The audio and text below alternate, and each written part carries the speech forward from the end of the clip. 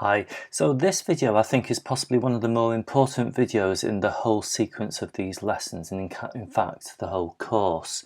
What I'm going to share with you over the next couple of minutes really helped embed my understanding of what metacognition is, and helped me to have it quite clear in my mind as to how to use metacognition in terms of education.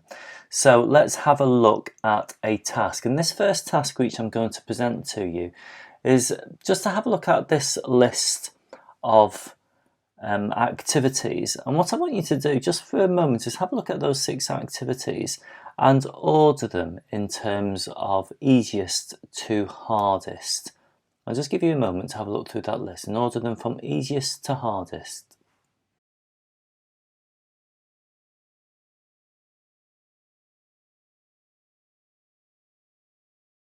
Now, when I normally do this exercise with people, a lot of people will put making a cup of tea as one of the easiest activities, or brushing your teeth, something you do automatically without thinking and without the need for too much active thought. If I was to ask you to cook with a new recipe, you'd probably need to follow step by step, looking at all the instructions, making sure that you followed the guidance very, very carefully, and that would take a lot more attention for you. And if I was to ask you to write an essay about race relations in 1950s America, whether that is your expert topic or not would demand quite a lot of metacognitive thinking. That type of task clearly is harder. So when you think about brushing your teeth, for example, any parents of young children will understand that brushing your teeth isn't an automatic process which we do, but we do need to be taught how to brush our teeth. We need patience with children often when teaching them to brush their teeth, but understanding the sequence to make sure that all your teeth are thoroughly cleaned. So as tasks get harder, our automaticity is stretched, and we have to apply more metacognition, more thought and regulation of thought and activity. What I want to now introduce you to is a lot of work done by Daniel Kahneman. The link is in the notes belowhand, and the book which really helped me understand metacognition in my mind is the Thinking Fast and Slow. It is a global, worldwide, popular prize-winning book, and if you have a lot of time and want to learn more about how your mind works, I would recommend having a look at that. It does look into business decisions and how business decisions are made, and how automatic thinking can impact on how successful companies are.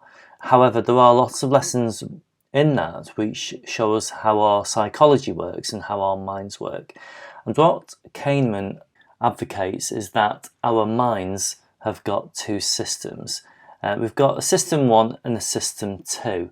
And let me explain how these work by doing a small experiment. Okay, I'm going to reveal 2 words separately now. I'm going to be quiet. I'm not going to ask for any response, and I just want you to read these 2 words to yourselves.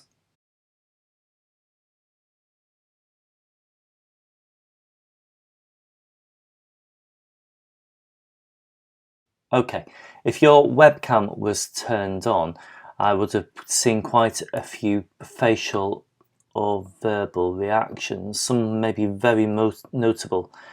Now, your brains have done quite a lot in the last few moments looking at those words. You will have experienced some unpleasant images and memories, and some of you will have had some facial twisting and expressions of disgust, and physically some of your heart rates will have increased. The hairs on your arms will have risen a little. In short, you responded to the disgusting word with an attenuated version of how you would react to the actual event.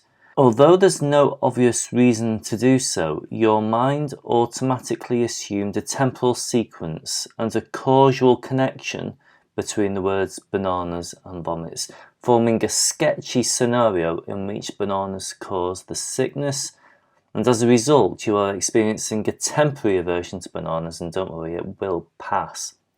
Now, this complex constellation of responses occurred quickly, automatically and effortlessly. You did not will it, and you could not stop it. It was a prime operation of our brain's System 1.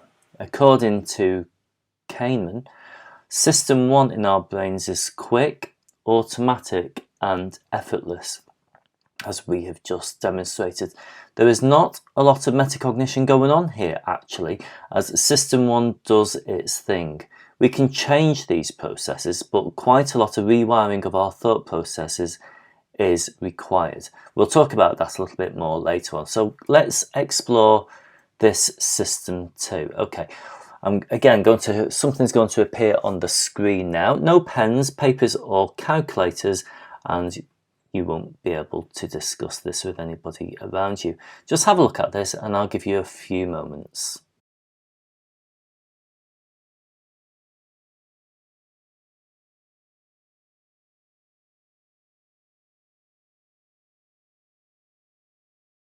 I know, it's a thing of nightmares, isn't it? Did you get an answer to the question?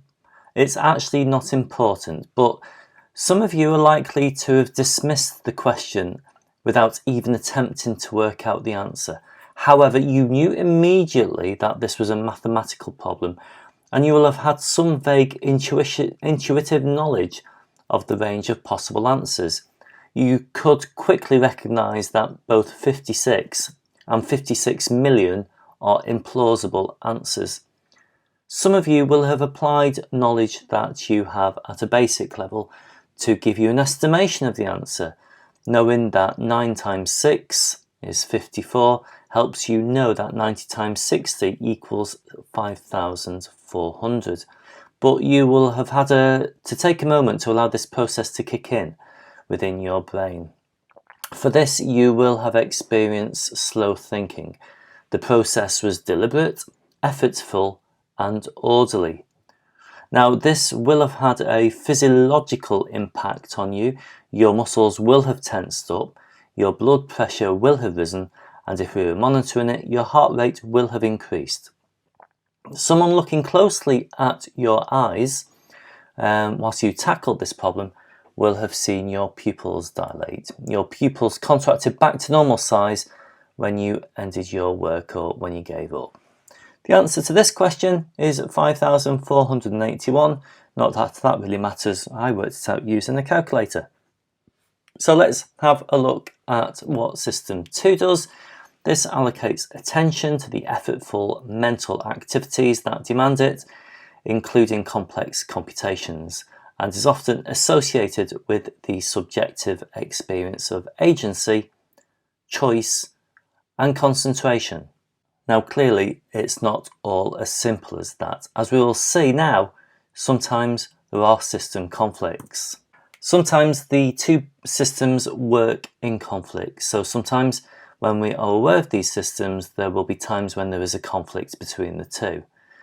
Now, let's have an experiment to see how this sometimes works out in real life. Your task is to go down both columns, which are about to appear. Call out loudly or in your mind whether each word is printed in the lowercase or the uppercase, and when you're done with the first task, go down both columns again, saying whether each word is printed on the left or the right of the centre by saying or whispering to yourself left or right. Here we go.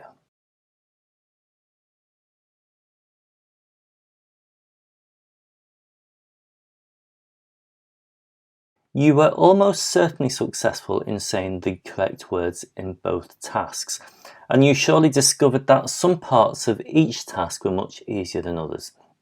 When you identified upper and lowercase, the column was easy, and the right-hand column caused you to slow down and perhaps to stammer or stumble. When you named the position of the words, the left-hand column was difficult, and the right hand column was much easier. These tasks engage System 2 because saying upper, lower, or right, left is not what you would routinely do when looking down a column of words. One of the things you did to set yourself up for the task was to program your memory so that the relevant words were on the tip of your tongue.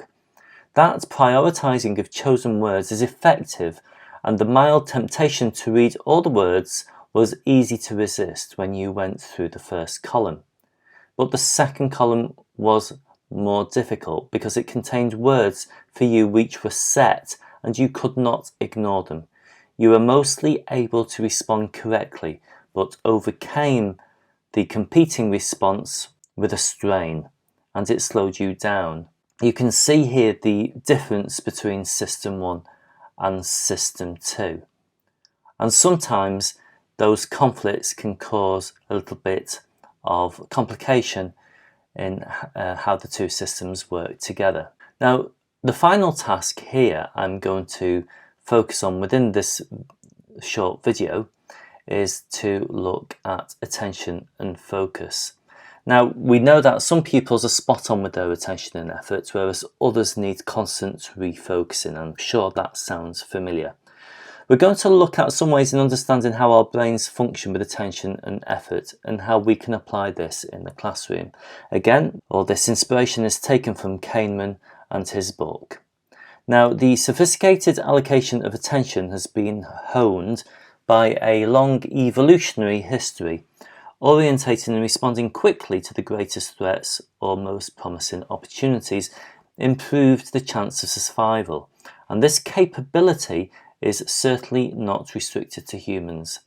However, in the economy of action, effort is at a cost, and the acquisition of skills is driven by the balance of benefit and cost. This won't be a surprise to you, but laziness is built deep into our nature. Okay, let's have a look at this. I'm going to show you a text. I appreciate it might be difficult on the screen, but what I want you to do with this first text is count all the occurrences of the letter F. F for Freddy.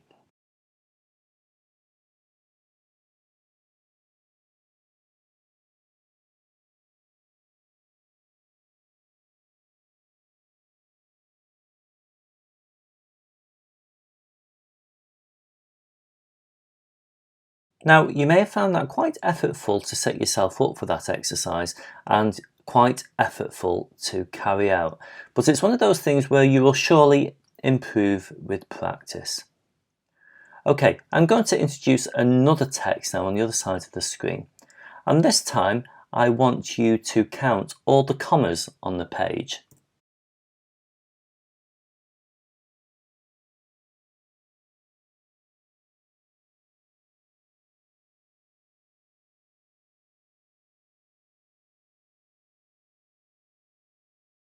The text, by the way, is Iliad from Homer. Now, with that second text, you would have found that a little bit harder because you will have to overcome the newly acquired tendency to focus attention on the letter F. Okay, so where does this bring us in terms of education? Well, for me, it's quite important because how often do we expect our pupils to move on to another learning objective when they haven't completely understood and processed the last one? We move them onto the commas when actually they're still processing the F's. Hopefully by now, with the help of Daniel Kahneman, you're starting to understand a little bit more about metacognition and how our memories work in terms of retaining and acquiring information. Hopefully the System 1 and the System 2 will help you develop a deep understanding of metacognition. In terms of education, one of the tricks is moving what we learn in System 2 into the more automated process of System 1. In the text below, you'll see one of the examples I give is, I'm not good at maths. That's a System 1 response which has been embedded in there and usually helps build an obstacle in learning a mathematical skill. By adapting and supporting learning in System 2, can help automatically adjust that belief and system in system 1 as such. And our own biases have a lot to do with that. As you scroll down this lesson, further down this page, you're going to learn a lot about biases. And the point I make in there is that biases aren't a bad thing, but understanding our biases and knowing where our biases come from and when they are negative, how to challenge them is really important for us as a teacher, and also to help pupils develop and understand their own biases too. Hope you enjoy the rest of this topic.